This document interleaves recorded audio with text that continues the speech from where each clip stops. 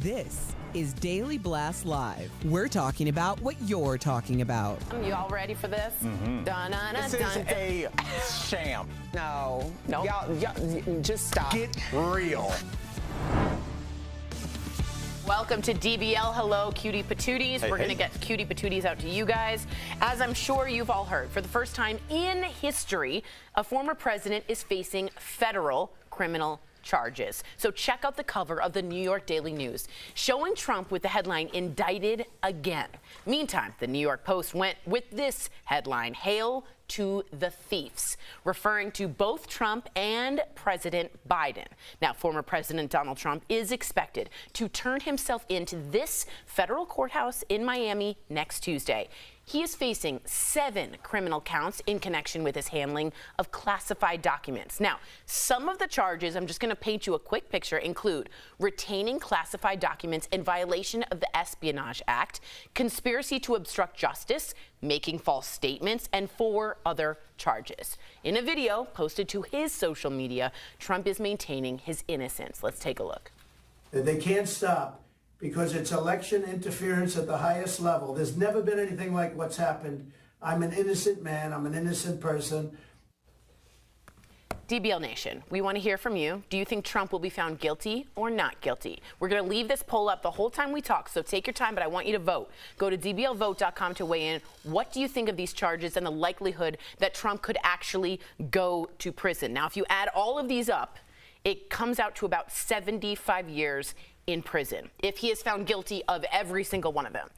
Thoughts on this historic day, Al? You know, as a father that was an attorney, you have a father that's an attorney. I think the difference is because people will tend to conflate this with what's going on in New York. Those are state charges, if I'm not mistaken. When you start talking about federal charges, I remember talking to my father about this in the late 80s, early 90s, and he had a client, and he was like, what people don't understand is when the feds come, we were talking about the Michael Vick case. That's what we were talking about. That's funny. And I was like, is Michael Vick going to be in trouble? And he was like, when the feds come to you, it's over. They have 5,000 voicemails, 500 audio recordings. Right. You're done. When they come to you, the federals knock on your door, it's either like, are you going to cooperate and do 7, or are you not going to cooperate and do 16? We'll be back after lunch. That's the only discussion. And so it's weird to say that on a talk show, but there's a reason that the federal prosecutors have like a 98.9% conviction rate. They ain't playing. They're not playing. And that's all I'm saying. I don't have any legal expertise, but they're not playing. Michael Vick, most famous dude, athlete in the world, he was in Leavenworth, bro. So I'm just saying, you can go. Martha Stewart, she went. Well, I was going to speak to the 98% conviction rate because for people who aren't necessarily fully engrossed in this process, we've heard of famous cases like Michael Vick. If you're a Housewives fan, Jen Shaw, the idea of fighting a federal case is kind of a fool's Most recently, errand. Praz. Right. From the Fugees. It's kind of a fool's errand. But if the question is, will he be found guilty or not guilty, my question back would be, does it matter? Because the understanding is, even if he were found guilty, there are a lot of instances in which he may never see jail time, and there may be an opportunity for a pardon. From another candidate. What was your quick thoughts on this day? What'd you think? I don't know. I wonder if you guys kind of said it all, if Donald Trump would tip that scale, the 98%. You know? If he's the 1%, right? Yeah, if anybody could, is he part of that 2%? Yeah. All right, well, attorneys for former President Donald Trump went on the defense last night on cable news. On CNN, one of Trump's attorneys talked about the case as another example of, quote, the weaponization of the Department of Justice. He also alleged prosecutorial misconduct by members of special counsel Jack Smith's team. Now, another lawyer for Trump was on Fox News last night. Here's what he had to say about it. Take a look. Every single time there is a coordinated dance that is becoming obvious to the American people because they are smart. And what they do is they say, oh, look at this shiny ball, Jesse. Look at this shiny ball. Let's go after Trump. Whatever you hear about the Bidens, don't worry about it. Trump, Trump, Trump. It's called Trump derangement syndrome, and now it's becoming so sick. They are politicized. I'm embarrassed to be a lawyer at this moment. Honestly, I am ashamed. I am ashamed to be a lawyer. I'm ashamed that this is the state of our country, and it is so obvious that there's this dual system of justice. This is selective prosecution, selective persecution. It is absolute persecution. It is Russia, third world stuff, and it should not be happening. I am ashamed to listen to you. That was absolutely ridiculous. Everything about that was wrong. He responses? Sorry. Trump derangement syndrome. Correct. Honestly, I don't know. Maybe I'm in the very much minority of the group, regardless of how you feel about Trump. But I am suffering from Trump fatigue. I am so agreed. Derangement I am syndrome. so agreed with you. Like, there's nothing shiny about those balls, okay? Nothing. Like, I'm just, it's too much. Oh, Erica, it's too much. Like, we need something else to talk about. The fact that we're having this conversation, we only have to have it because he's the first president in the history of ever to face federal charges. But we don't want to be talking about this. I don't think a lot of people really want to hear about Trump anymore, to be quite honest. So I think the derangement syndrome might be a stretch. But I think that's part of her point, right? I don't think she made it well, but I think part of her point is it's just Trump. It doesn't, he's with a prostitute, he's this. I don't even know what's happening. It's just when you hear Trump, it's turn the TV off, like from the 1960s, like you do that stuff. But it's kind of like when I hear Trump, I don't care. You blank because the media definitely has an agenda, right? And I don't care what you think or not. That's my opinion. Maybe you don't think that. The media has an agenda. So when they put on whatever the story it is about politics, whatever you're watching, it's leaning towards that side. I don't want to hear a leaned position on anything. I just want to hear the news. Sorry, I got a new earpiece and it's bothering me. But yeah, so for me, when I hear Trump, I don't want to hear it. When I hear people talking about Trump, I don't want to hear it. When people are talking about Biden, I know you want to get in here. Go ahead. No, I'm asking, will that apply to everyone who's kind of a voter like you? Like, is this not going to do anything because it's just we're glazed over? You know what I'm saying? Will that affect the voter? What do you think? Yeah. I really want to know, what do you think about that? I hadn't thought about that question. That's what I said. Yeah, I think it does. Because this started, you have to remember, like, when he started as a candidate, he was kind of like, remember, he was like 6th place. He was kind of this celebrities. Mr. T ran one time. He was kind of in that. And then after a while, CNN started showing empty podiums waiting for him to appear. All of a sudden, he started getting not only this press, but this buildup of he was about to speak, he was about to say something. And I feel like ever since that moment, the way we cover politics and our politics in general have been forever changed, where it's just this man. I don't think anybody that I knew, and I know some learned people, knew who the Attorney General was in 2006. I don't think anybody knew any of this. No. There's some people that really only knew the vice president because of the potato incident. And now these politicians and these lawyers on CNN are in our face all the time, and I'm actually resentful of us, the public, because the media just reflects what we want to see. And because we were all so obsessed with this man, it's taken over our lives. I said it yesterday. You just hear his voice, and you said it. You can just see, when you see his face, you can hear that voice. And I want to hear my mama's voice. I want to hear this new song I like. And it's not only taking over. I think that the lawyer was right in one instance that there is this shiny ball factor of look over here. Because if we look at our local elections, most people don't know who's running in their local elections. Those are what's really affecting us in our day-to-day lives. That's where we can actually win and create change. But everyone's looking over here at what's happening with Donald Trump, which isn't going to affect how your schools and your communities are protected. They're not going to affect if your parks are going to be changed into public versus private, if there's going to be housing for the unhoused, if there's going to be all of these things. But may I say very quickly, anyone going against our national security with the Espionage Act is a big deal and should affect our personal lives. That's our country. That's our safety. And if he was telling people about Iran plans, we got a problem. And I understand that, too. Yeah, I hear you both. Let's take a look at the guilty. 82% of you say he will be found guilty. 18% of you say no. Coming up on DBL, now that we've talked about Trump, we got to talk about President Biden. Was he involved in a bribery scheme? And our interview with JoJo and Jordan from The Bachelorette. They're telling us all about the dating show they're hosting featuring divorced couples. DBL, this show is amazing. There's a lot going on down here. I would have been part of the Mile High Club. Yeah. So on point. But I'm going to have a conversation about what's happening now. As long as the energy's up, I don't care what you say. Yeah, I mean, we have a really cool interview coming up with JoJo and Jordan. And it's weird. I hesitate to say Jordan because Jeff is Jordan, so I'm like, there can only be one Highlander.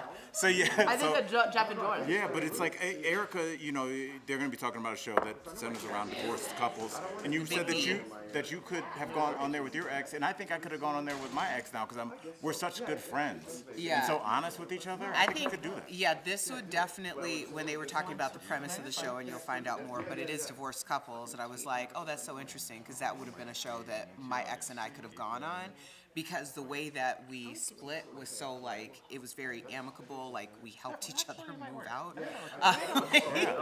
Like, all right. But isn't that, like, ultimately the sign of maturity? I always thought the stigma that came along with divorce was so strange to me. It's like if somebody goes, hey, for 10 years I partied, had random interactions with 200 people, everybody's like, hey, you know, you're living your life. But if you say, hey, I tried to commit to this one person, I tied myself financially to this person, I really went all in and it didn't work out, like there's a stigma, I respect that. Yeah. It's very strange. I mean, it's also, there was a reason why anything that is considered bad for, like, morality or the moral compass, or a lot of people feel that way because of religion, is tabooed. So if you are a participant in that demographic, you are taboo. And I've lived that because I was very much scrutinized when I got a divorce. Like, it was the worst thing that could happen. Yes, I guess you're saying it. What kind of pasta do you like?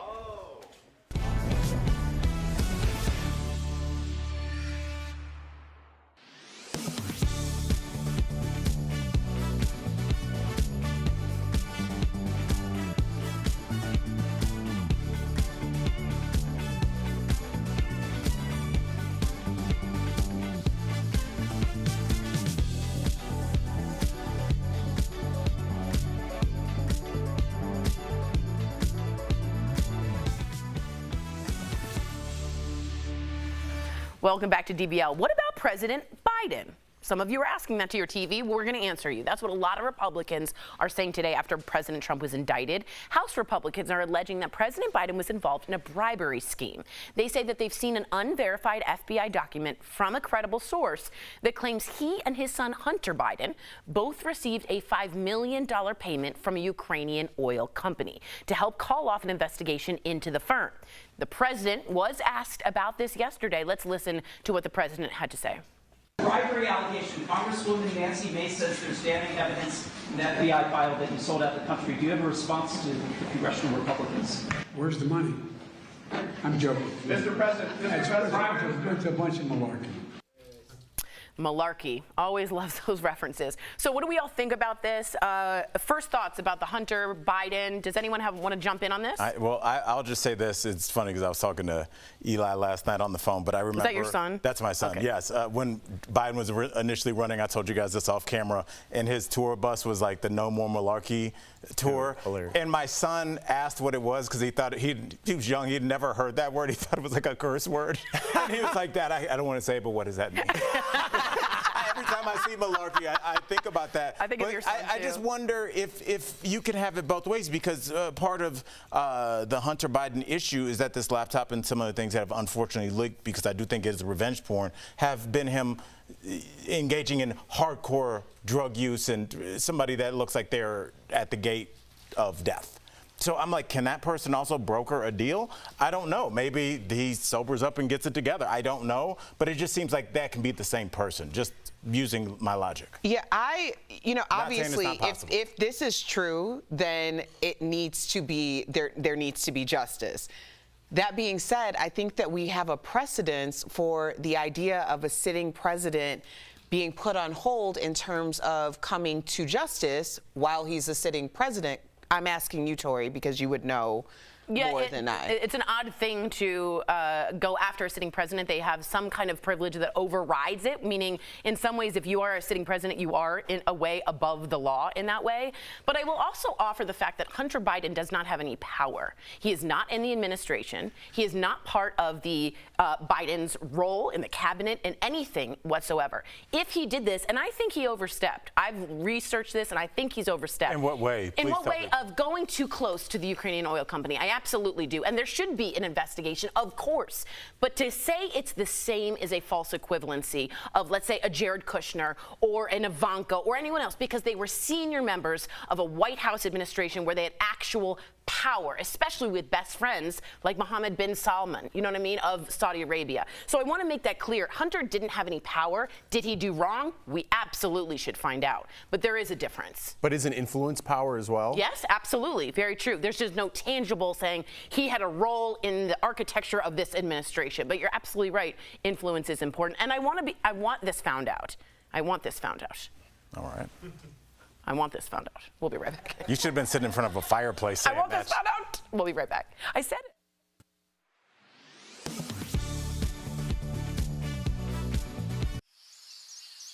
Spending the day outside during the summer means arming yourself with citronella candles and lots of bug spray to fend off the mosquitoes.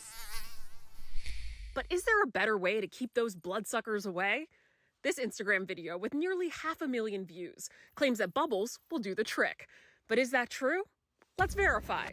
Our sources are the Cleveland Clinic, Terminex, and Dr. Floyd Shockley, an entomologist at the National Museum of Natural History. Shockley says, there's no particular reason why bubbles of any kind would have a particular impact on mosquitoes. Mosquitoes find humans through the carbon dioxide we emit and our natural body odors. And some people are just more attractive to mosquitoes. Shockley says that doesn't change just because there's something else with a different smell nearby, like soapy bubble solution. In fact, according to the Cleveland Clinic, the floral scents common in soaps used to make bubbles actually attract mosquitoes.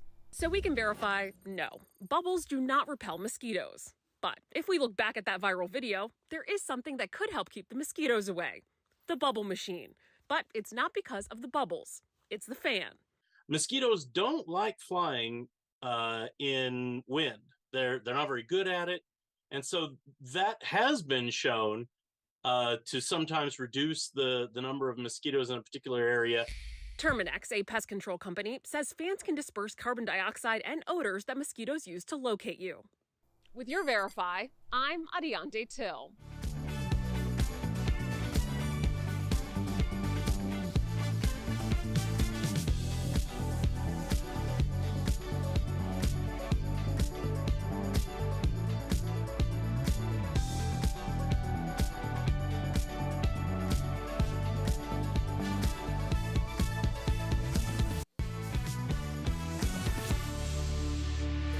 Welcome back to DBL. You know them best as the success story from The Bachelorette, but now they're paying it forward by hosting a new reality show for singles looking for love. But there's one minor catch. They have to do it in front of their ex-spouses. Check out our conversation with JoJo Fletcher and Jordan Rogers. You guys already survived one reality show. What's more stressful on you guys? Being on that reality show, which I'm very familiar with, or hosting one? Oh my gosh. Oh, it's being on one, right? I mean, I had to sit there and watch 25 other guys make out with my future wife. She didn't.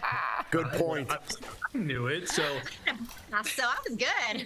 No, but what I think is interesting, we love this role. It's our third show we've hosted together. I think we love the reality dating space because it was a success for us. We know that you can find love in this crazy reality bubble environment, but I think we noticed that no one had really gone after the divorced couples, and I think it's because it's a little taboo. There's a negative connotation sometimes in society. We wanted to break that. We wanted to show that you can find hope, you can find romance, you can close a chapter in a healthy way, find new love, or with the right tools, sometimes that divorce maybe wasn't actually the end, or maybe it shouldn't have been with that partner that you had. Oh.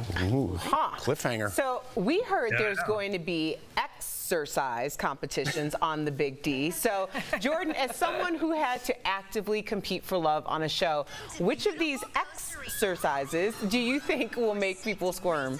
Oh, I get it. All of them? All of them, right? I mean, it's going to start out, the first exercise is going to be about showcasing your ex. Either showcasing the good or showcasing the bad. So you are a year into marriage. First of all, mazel tov. But you two opted for a 6-year engagement. And JoJo, I would love you to have the floor. Did you feel pressure, you know what I mean, to rush into marriage like my Jewish mother wants me to have children? And what's your advice to younger couples who are taking their time, which you see, I think, a lot more?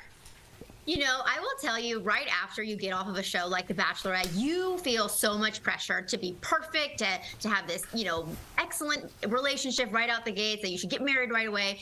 And we have been very honest that our first year was very hard for us, you know, and that was a very big, you know, I think learning curve in our relationship, and one that we really had to navigate through. So I think time has been our friend. You know, it took us 6 years to get married, but I will tell you, if we would have done it any other way, I'm not sure we would be as strong as we are today. Thank you for that transparency. It's That's great. awesome. And honestly, I think there's probably a lot of couples that don't have an example of waiting a little while. What do you think divorcees are doing differently than a typical single person? And Jordan, I got to ask you, do you think they have an advantage in being divorced? I think they do, because it forces you to be intentional with what you want. You know what doesn't work for you. You know what you don't want. And so you know exactly those red flags. And I think one of the most important parts and the unique part about this show is usually when you go on a dating show as a single, you can be whoever you want, right? You can act like you make this much money. You can act like you're easygoing. You know, you always have time for your spouse. The problem is if you're putting on a front that's not real, your ex is sitting right there going, no, he's not. He is high maintenance. He is stubborn. I love this. So much drama. As a viewer, I'm gonna eat it up. JoJo, what's the best thing the two of you did while coming down from the experience of one of the biggest reality shows in the country? Honestly, going back to normal life as soon as possible. We didn't stick around in LA and go to all the events and the appearances and stuff. We went straight back home and dove right back into our real life. You know, Jordan was going back to working with ESPN. I was going back to remodeling, you know, one of the houses that I was starting to work on before the show, something that he tagged along with. But I think we just wanted to get back to normalcy and focus on our relationship. And I think that if we would have done it again in a different way, it would have been a lot harder. All right, so before we let you go, I love behind the scenes stuff, okay? So what was the hardest part behind the scenes with 6 divorced couples? Ooh, that's a good question. Energy. I'm making sure the house didn't burn down. Jabs left and right, you know it. Are you kind of playing peacemaker? Yeah, it's what you love about a show like this, right? Is that you're going to get the drama, the juicy drama that you love. But also, I think what intrigued us and what surprised us was the personal growth and the real, genuine attitude change and connections that were formed. But first and foremost, you got to make sure that the peace is maintained. Episode 1, we come in hot, so just get ready. Ooh, I love this. That's a great idea. This. I know. JoJo and Jordan, thank you so much for joining us. DBL Nation, The Big D premieres June 14th on USA. We can't wait. Thanks again. Congrats on everything, you guys. We'll be right back. Thanks, guys. Buzzwords like organic or all natural can make you think you're doing something good for your body. But a study found a lot of natural skincare products can actually contain allergens. To get the facts, we are taking a look at the study itself, published in JAMA Network. Dr. Sarah Taylor, Associate Professor of Dermatology, Wake Forest School of Medicine, and Dr. Sandra Hong, Director of Cleveland Clinic's Food Allergy Center. According to the study, researchers analyzed more than 1,600 so-called natural personal care products and found most of them contain ingredients that can cause allergic contact dermatitis. Contact dermatitis is a really common issue for people, and they develop a really itchy rash. It could be scaly, it could be dry, sometimes blistery. That occurs when we actually come in contact with something that our skin is allergic to. Many natural products have well-known irritants or allergens in them, specifically essential oils. When it comes to skincare products, Dr. Taylor says the FDA does not approve them before they hit the shelves. She says the best thing to do is look at the ingredients. We don't want any natural or synthetically added dyes. So this is something I tell patients. Our skin does not like fragrance and it doesn't like color. She says to look for the least ingredients as possible. And if you really want something that is natural, you can ask your dermatologist before you use it. With your Verify Fact Check, I'm Megan Bragg. Are you skeptical of headlines and what you see on social media? We are too. The Verify newsletter answers your questions, clarifies what's true and false, and even includes a daily fun fact. Go to verifythis.com/email to check it out. Smoke from Canadian wildfires is blanketing the northeast of the United States. The smoky air can irritate respiratory systems and cause serious internal damage after short-term exposure. When the air quality is bad, medical experts recommend staying inside. But what about our pets? They still have business they need to attend to outside. Verify viewers have asked us if it's safe for pets to go outside when the air quality is poor. So let's verify. Does poor air quality from wildfire smoke affect pets? Our sources are the American Veterinary Medical Association, Air Now, a federal air quality database, the American Kennel Club, and Filtrete by 3M. Our experts say, just like people, smoke can cause health problems for animals too. According to Air Now, smoke can irritate your pet's eyes and respiratory tract. The American Veterinary Medical Association says animals with cardiovascular or respiratory disease are especially at risk from smoke and should be closely watched when the air quality is poor. Signs that your pet could be impacted by the smoke include coughing, difficulty breathing, fatigue or weakness, and reduced appetite or thirst. So we can verify, yes, poor air quality from wildfire smoke affects pets. While most people have gotten used to wearing face masks to combat COVID-19, medical experts say they can also help protect you from smoke. But when it comes to masking your pets, our experts say, don't do it. Instead, veterinarians say the best thing you can do to keep your pets safe is to keep them inside as much as possible and to keep your windows shut. With your Verify, I'm Adiante Till.